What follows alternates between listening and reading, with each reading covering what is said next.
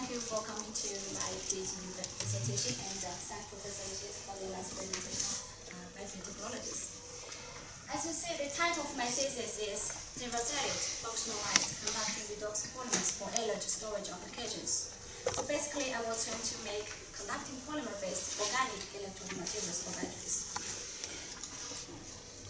As you know that there are a lot of battery technologies, for example, the lead acid, lead country, and the widely used lithium-ion batteries.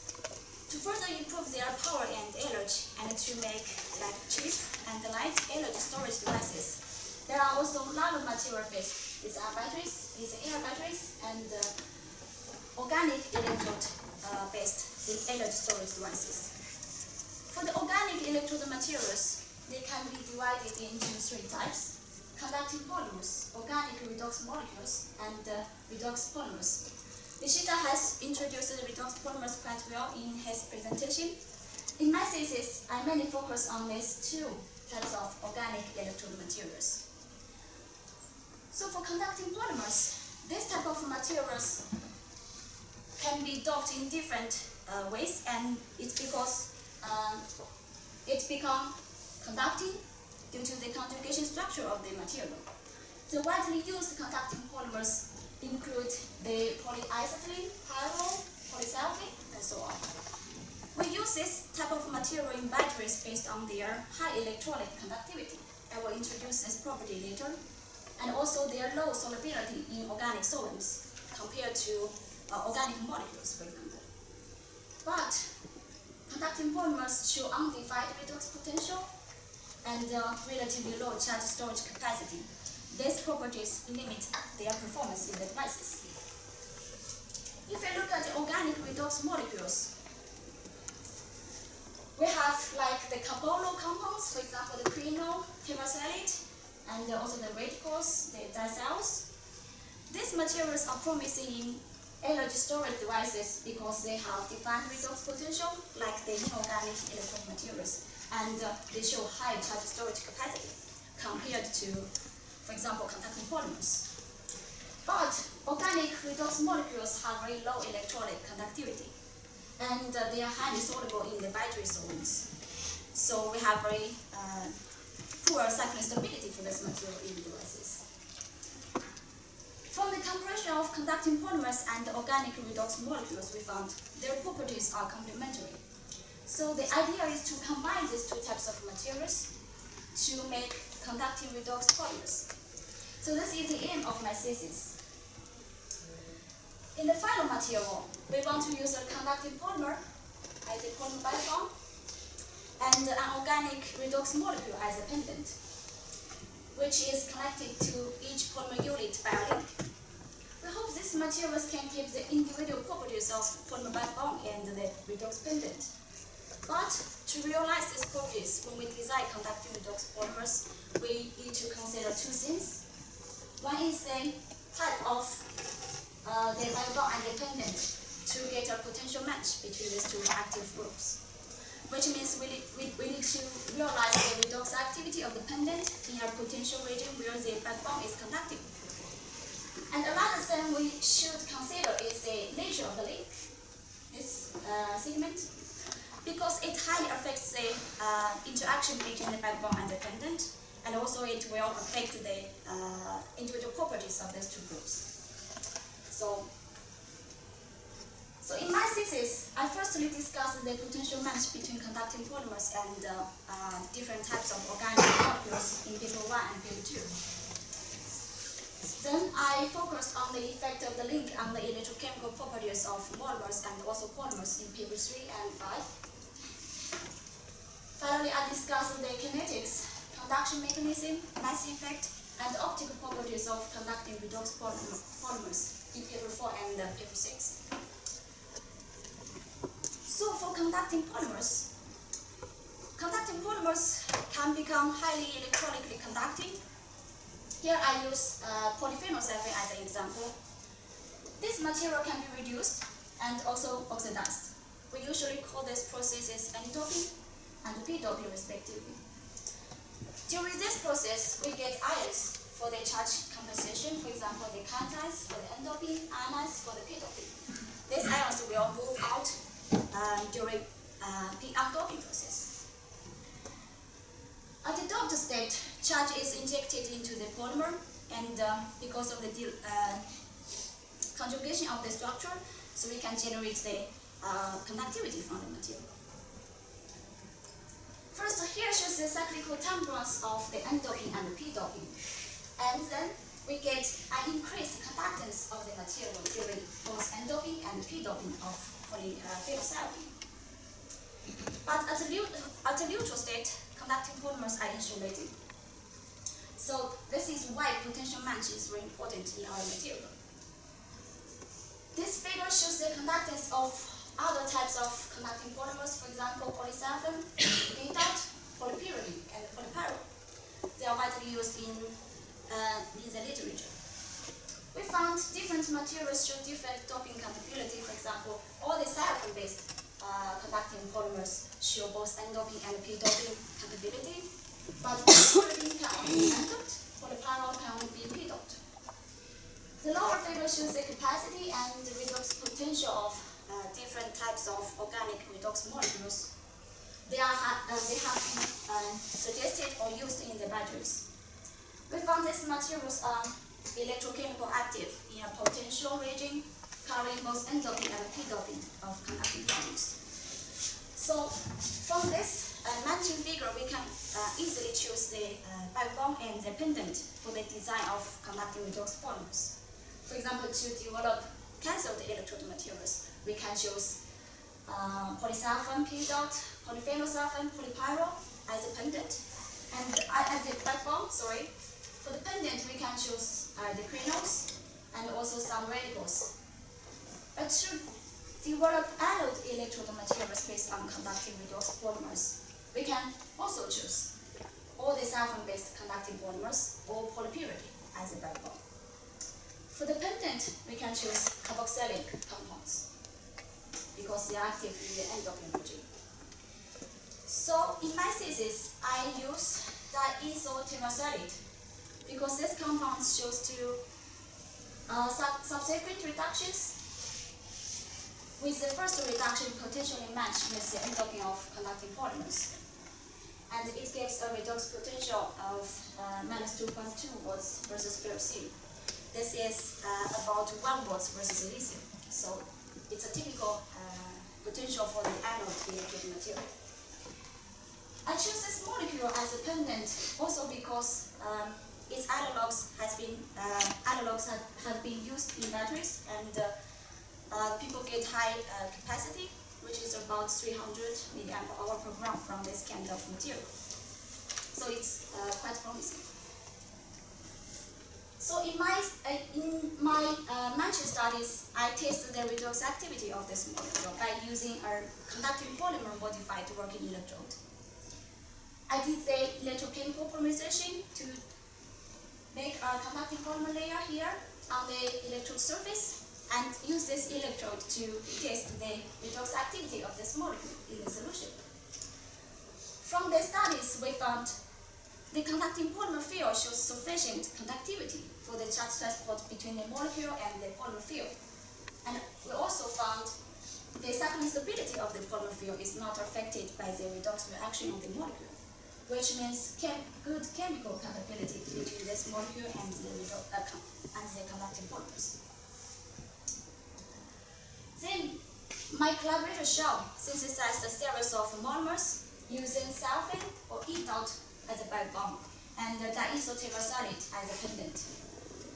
We use different links in different materials. For example, for monomer 1, the silicon is directly bound to the pendant. For monomer 4, 5, and the monomer 8, we use an unsaturated link. In the rest of monomers, we use a saturated link. From the cyclical time graphs, we can clearly see that all these monomers show both reduction of the pendant and oxidation of the backbone. By doing electrochemical polymerization, we were able to polymerize all these materials except for monomer 1, 4, and 5. We did the DFT calculation. We found delocalized radical density through the whole molecule for these 3 types of materials, which could make the polymerization difficult. studies, we conclude that a saturated link is preferred in the material design to facilitate the polymerization of monomers and to preserve the individual properties of the polymer backbone and the pendant. The nature of the link also affects on the cyclic stability of conducting redox polymers. Here shows the cyclical temperature of all the polymers under the same experimental conditions. We found that when we use polysulfate as a backbone, for example, polymer 2 and polymer 3, we lose both pendant and the backbone during cycling. This could be caused by the reduced the dissolution of the reduced polymer segments in the electrolyte. And we also found polymer 2 is less stable than polymer 3. This indicates the shorter polymer chain in this material. But when we use P dot as a backbone, for example, polymer 6 and polymer 7, only the pendant is disappearing during cycling. The backbone is very stable for these two materials. We attribute this effect to the breakage of the link in these two materials and the improved cyclic stability of polymer 7 compared to polymer 6 implies that this phenol motif should be avoided in the material design. So from the studies, we found generally P-dot-based conducting redox polymers are more stable than polysulfate-based analogs. And by choosing proper link and backbone, we can improve the cyclic stability of conducting redox polymers. Then I use polymer 3 as a model compound to do the kinetic studies and other characterizations, as I will show in later slides. This figure shows the cyclical temperance of polymer 3 at different scan rates. We did these measurements for the polymer with different cycles and extracted the peak current as a function of the scan rate. The result is shown in figure B. We found we get a linear relation between the peak current and the scan rate for the polymer field with a thickness of 0 micrometers, which indicates there is no diffusion limitation of counterions or electrodes in this material. We attribute this fast charge transport property to the conducting polymer chain and the polymer structure of the material as confirmed by the SEM image. From the scan rate dependent measurements, we also got high rate constant for the reduction and oxidation of the material, which confers the charge transport, the fast charge transport property. As I said previously, the doping of conducting polymers is usually accompanied by the exertion of counterions. This will affect the polymer mass. So we did the EQCM studies for polymer 3. The upper figure shows the polymer mass during recycling in different potential regions, the P doping and the P doping and then the N doping. The lower figure shows the corresponding cyclical temperance during these measurements. From figure A, we can see that the polymer mass increased during P doping and then decreased during P undoping process. This indicates the reversible insertion of counterions in this process, and we also get reproducible current from the cyclical temperance. But when we go to the endoping region, we found the polymer mass increase a little bit in the early stage of doping and then decrease dramatically to almost zero after this potential. And it's partially recovered at a reverse scan. We attribute this effect to the detachment of the polymer field from the electric surface due to some reasons. But when we look at the corresponding current response, we found it's much more stable, which could tell us that even though the polymer field detaches from the electrode surface, we still have sufficient contact between the polymer field and the electrode to allow the charge transport.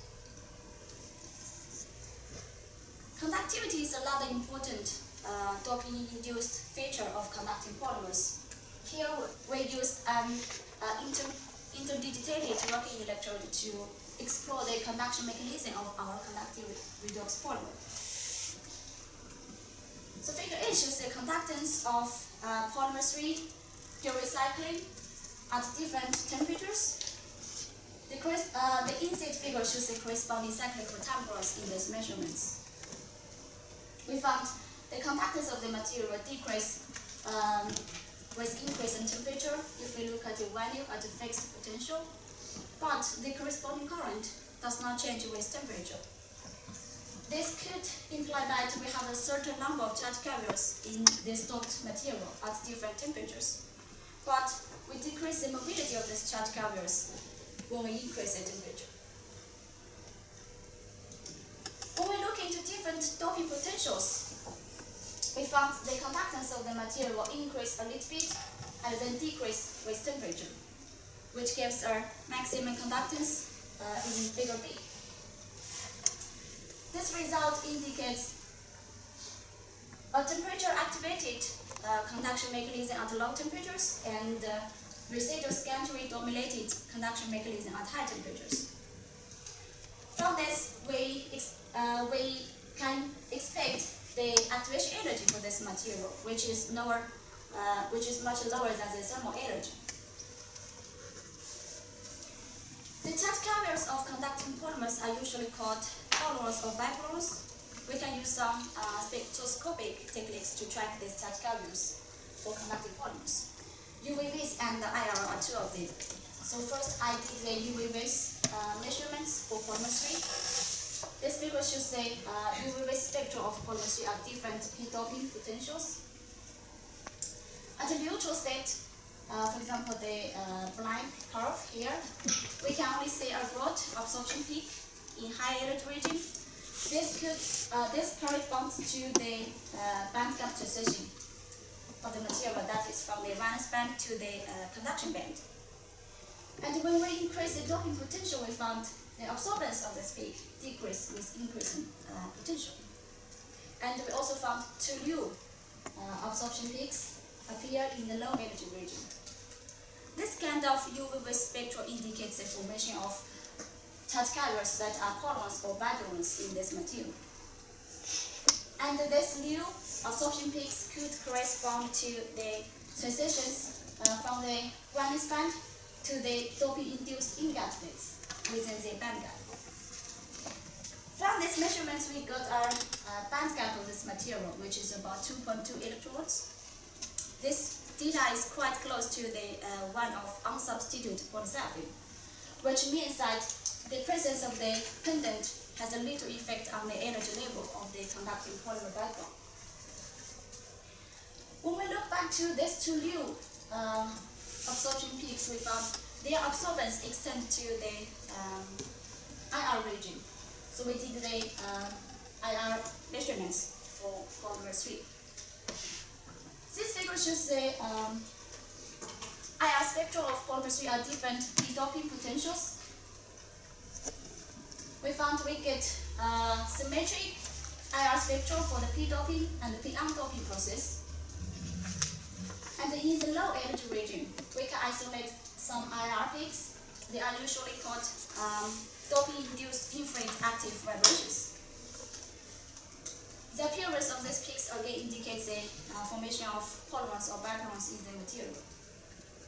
In high energy region, we can see a broad peak with its absorbance increase with increase in doping potential. From this peak, we estimate the spectroscopic activation energy of the material, which is about 0.17 electrovolts. We found this value is much higher than the one we got from the temperature-dependent conductance measurements. This difference could mean that we might have two different structures in our conducting redox polymers.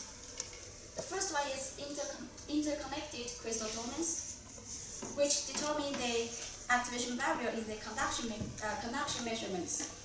The second one is amorphous domains, which determine the spectroscopic activation barrier and dominates the morphology of the material, as confirmed by the XRD measurement.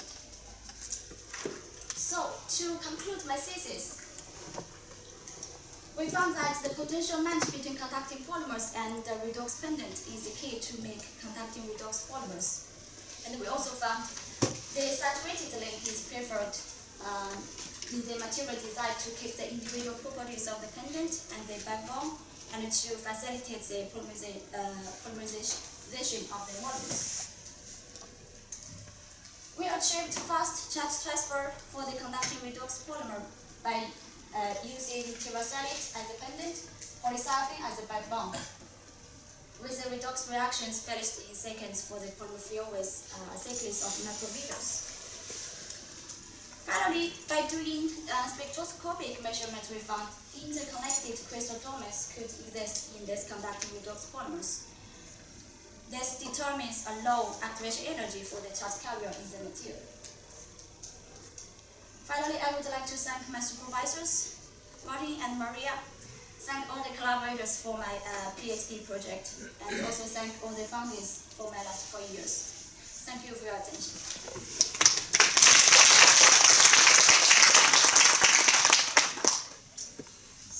Floor is open for comments. Sitting is open. As you wish. So, first of all,